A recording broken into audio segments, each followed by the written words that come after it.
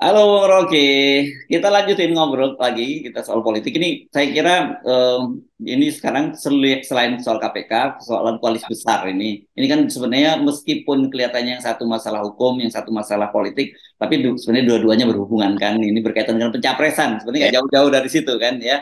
Dan oke. menarik ini soal koalisi besar kita kemarin mendeteksi Ibu Mega itu atau PDIP itu di cornering atau diisolasi oleh Pak Jokowi dengan koalisi besar dan saya kira ini Mbak Puan kemudian menyadari itu dan kemudian dia mencoba melakukan pendekatan dengan menyatakan bahwa dia siap jadi PDIP siap jadi tuan rumah untuk koalisi besar artinya yes, PDIP itu siap bergabung dengan itu. Tapi tiba-tiba muncul pernyataan dari politisi PDIP Budiman Sujatmiko yang menyatakan bahwa PDIP siap bergabung, Ibu Mega itu siap bergabung dengan syarat capresnya dari PDIP. Nah, ini sebenarnya menurut saya ini jadi berantakan lagi dong pendekatan yang dilakukan oleh Mbak Puan dalam hal ini. Itu kalau dalam dalam orkestrasi itu nada yang salah pencet itu. Oh, oke. Nah, gitu ya. Iya, itu saksofonnya salah bunyi itu langsung kelihatan soalnya oh itu maksudnya tuh nggak mungkin ada maksud Ibu Mega untuk menekan supaya dia di RI 1. Itu sama juga dengan kan Ibu Mega udah bilang kalau dia mau nyalonin sendiri nggak perlu ikut koalisi pun dia nyalonin Puan aja kan jadi selesai Ya. problem. Hmm. Justru Puan yang sangat bijak itu mau masuk dalam diplomasi yang ada di koalisi besar. Jadi kalau ada tokoh PDIP bilang itu keinginan Mega supaya langsung deal dengan RI 1 itu konyol. Itu Hmm. namanya nggak ngerti bagaimana orkestrasi itu mesti dipandu oleh konduktor tuh. Jadi kelihatannya mungkin ada beberapa faksi di PDIP yang mau cari muka pada Ibu Mega, maka dia naikin itu pasti dijewer Mega lagi. Bukan itu maksud saya tuh. Kan Hmm. merusak Puan juga sebetulnya kan. Nanti Puan akan dianggap sebagai ya orang aneh aja dalam koalisi itu. Ngapain tiba-tiba menuntut jadi presiden? Ya kenapa nggak Anda sendiri aja dari PDIP untuk nyalonin diri? Kenapa mesti lewat Hmm. koalisi itu? Walaupun kita tahu isi koalisi juga sama sebetulnya kan. Apa Hmm. namanya itu ya Caimin tetap ingin supaya dia yang jadi presiden minimal wakil presiden tuh. Hmm. Demikian juga Erlangga Ada. juga begitu. Hmm. Tetapi bagi Prabowo ya apapun kalian itu disuruh ngikut saya doang. Kan dalam hati Prabowo bilang, lalu kan cuma disuruh Jokowi untuk nebeng ke gue kan kayak begitu. Hmm. Apalagi PAN ini P3 juga begitu tuh. Hmm. Jadi nanti juga akhirnya impact baliknya Prabowo akan sindir Ibu Mega. Lo Anda kan cuma mau nebeng, ngapain mau gantiin saya? Tetap koalisi besar itu dipimpin Prabowo, gampangnya begitu. Karena Hmm. koalisi besar dibuat oleh Jokowi untuk memastikan bahwa semua harus berada di dalam payung Gerindra kan begitu Hmm. soalnya. Jadi ini siapa tadi yang usulin supaya Mega itu Budiman, saya baca sih Budiman Sujatmiko, tapi ada beberapa yang lain juga yang membenarkan semacam itu. iya itu proposal yang agak dungu sebetulnya tuh dari segi analisis politik ya. Kan Hmm. realitasnya nggak begitu. Jadi realitasnya adalah Mega disingkirkan, oleh karena itu Puan merasa mesti jadi moderator tuh, Hmm. memoderasi kemarahan Jokowi pada Ibu Mega. Kenapa? Karena Puan berhitung dia masih bisa jadi politisi yang bagus nanti itu. Ini kan cuma soal ketegangan antara Megawati dan Jokowi. Kalau kita baca misalnya, oh ya Megawati mau habis-habisan Jokowi karena dia menjadi presiden, itu artinya dia mau menyingkirkan Prabowo kan? Hmm. Kan juga orang akan ingat loh, kan Pak Prabowo menganggap bahwa koalisi dengan, kalaupun nggak ada koalisi besar, Prabowo bisa dengan Gerindra, tetapi udah jadi semacam pengetahuan umum, pasti Prabowo dan Puan, bukan Hmm. Puan dan Prabowo dari segi elektabilitas, dari segi pengalaman segala macam. Jadi begitu kira-kira. Jadi ada aja uh, tulang-tulang yang nggak pas di persendiannya sehingga membuat kaki nggak bisa bergerak tuh. Ya, ya. Oke, secara kalkulasi saya kira memang tidak logis ya kalau kemudian ini bukan soal ideologi atau kalkulasi politik ya, bahwa kemudian kalau PDIP itu sendirian gitu tetap merasakan maju gitu dan berhadapan dengan sekarang ada tiga kubu lah katakanlah kubu Anies dengan koalisi perubahan, kemudian koalisi besar tadi dan juga kemudian ada PDIP. Walaupun buat kita dari sisi politik dari publik itu jauh lebih bagus kalau ada tiga calon seperti itu.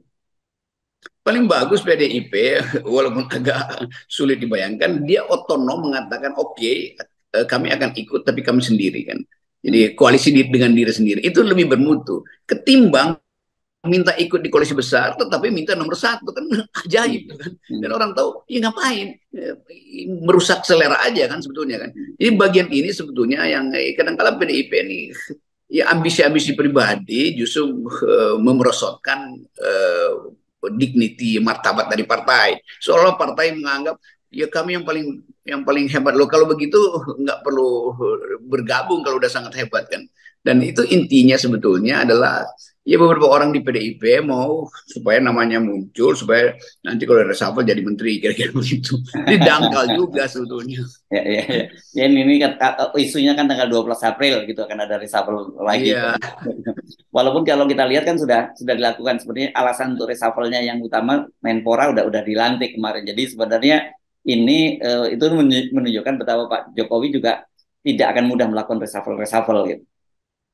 Ya, kalau sinyal itu datang seolah-olah ya udah dengan bergabung ke koalisi perubahan maka Anies artinya udah dinolkan. Itu ya bukan begitu caranya itu cara yang terlalu dangkal. Tetap kita ingin Anies maju head to head dengan Pak Prabowo. Dan kalau ada Puan ya oke, maju aja sendiri gantinya. Jadi kalau Puan bergabung dengan Prabowo itu artinya Prabowo cuma head to head dengan Anies, tetapi itu nggak ada soal. Tapi kalau ada semacam conditional bahwa oke, PDIP akan bergabung, tapi Puan harus jadi presiden. Itu berarti Puan head to head dengan Anies. Ya kalah lah Puan kan. Konyol tuh. Jadi hitungan-hitungan ke depan itu juga kayak nggak pernah berpikir mengatasi mitigasi. Jadi dianggap kalau Puan jadi nomor satu berdasarkan proposal PDIP sebagai presiden, maka koalisi itu akan mendukung Puan. Enggak, justru banyak yang akan pindah ke Anies justru karena menganggap Puan ya masa Puan lawan Anies. Jadi kelihatannya begitu. Ini ngaco nih, bukan ngaco sebenarnya. Ya bukan tolol, konyol aja proposal itu. Itu pasti justru membuat Puan merasa, waduh, ini jebakan buat dia apa gimana tuh? Ada orang dalam PDIP yang ngajuin proposal konyol. Ya, ya. Oke. Nah, ini karena jadi pertanyaan saya adalah mengapa akhirnya Pak Jokowi memutuskan mengumpulkan mereka ini dalam satu gerbong besar gitu kan? Karena kita tahu yang pertama kali dilus-lus oleh Pak Jokowi itu ada KIB ya, di satu sisi ada KIB itu Golkar, P3 dan PAN yang tadinya memang Ganjar. Nah, saya kira faktor Ganjar sekarang dari sini mesti udah mulai hilang gara-gara Piala Dunia kemarin ya. Batalnya Indonesia dan rumah. Terus dan kemudian ada KIR Koalisi Indonesia Raya ini antara Gerindra dan PKB. Apakah keputusan Pak Jokowi itu menyatukan itu karena melihat artinya kekuatan Anies itu kalau dihadapi tidak bersama-sama akan sangat berat gitu kalau kekuatan mereka terpecah-pecah. Jadi harus disatukan supaya Anies ini bisa dibendung gitu.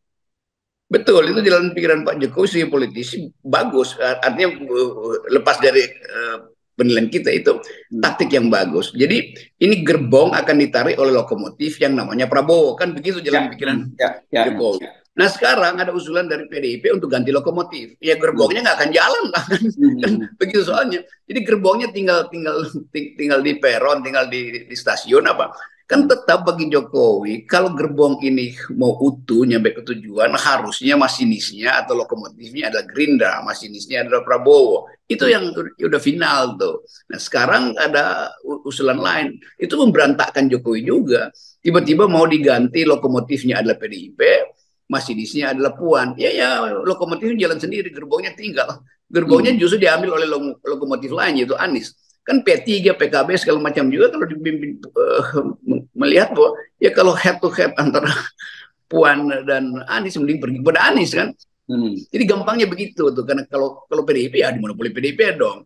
Jadi kalkulasi politik real itu harusnya dihitung supaya tidak menjebak PDIP. Jadi proposal untuk jadikan PDIP atau Puan sebagai calon presiden itu konyol betul, itu memberantakkan lagi upaya Mbak Puan untuk nyari sinyal supaya nggak terlalu drastis pertentangan antara Jokowi dan Megawati. Kira-kira jadi kematangan Puan justru sekarang itu mulai muncul. Nah, jangan diganggu oleh proposal aneh itu soalnya. Ya.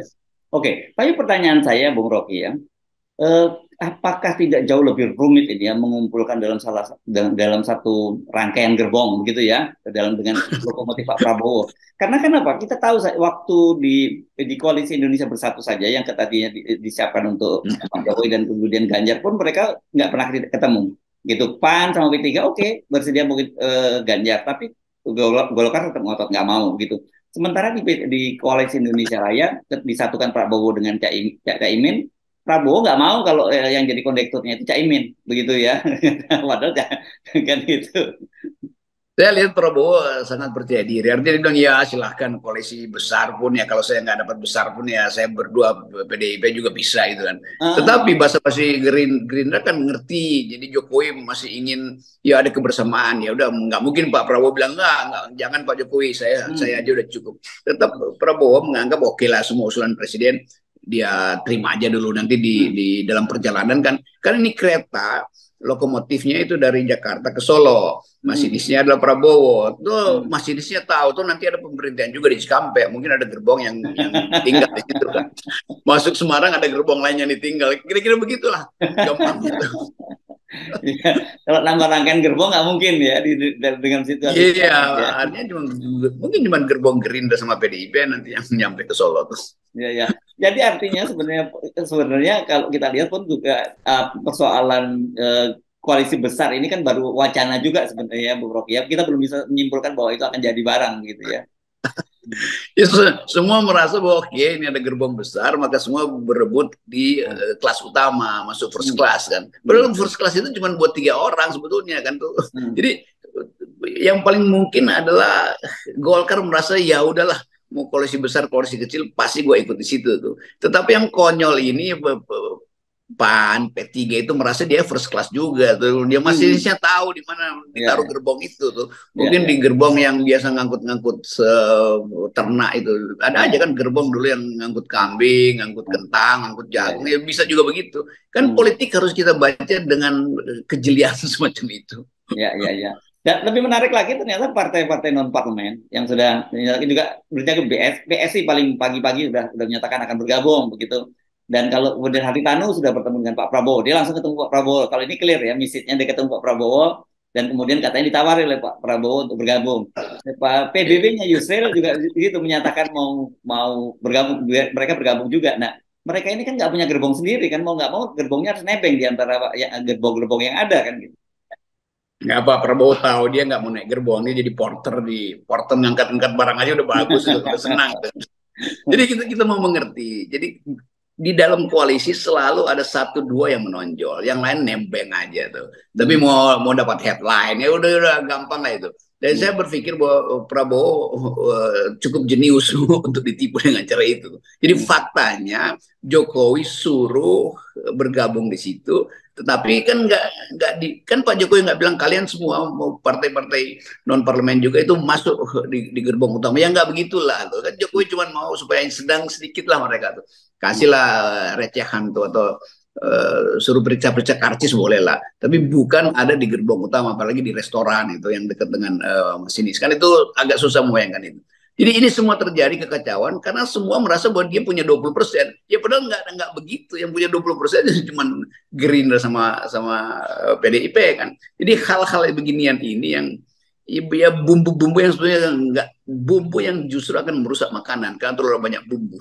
Oke, saya kira kalau gitu buat kita memang kita tidak pernah memutuskan bergabung di gerbong manapun. Jadi kita siapkan drone saja ya, supaya kita bisa mengamati dari kejauhan kalau terjadi apa-apa, salah sinyal atau salah ada yang diturunkan di jalan atau ada gerbong yang dilepas di stasiun tertentu gitu ya, Bung Rocky ya. Ya kita akan beri laporan aja perjalanan gerbong koalisi besar sudah tiba di Cikampek dari berapa 9-7 gerbong tinggal 5 yang jalan kan, sampai di Semarang tinggal 3 jadi enak juga kan. Jadi drone FNN akan mengamati perjalanan itu, gitulah. Yes, oke, thank you Bung Rocky. Dan drone-nya itu benar. Nah, drone yang paling benar di 0%. Yes, okay. Thank you Bung Rocky.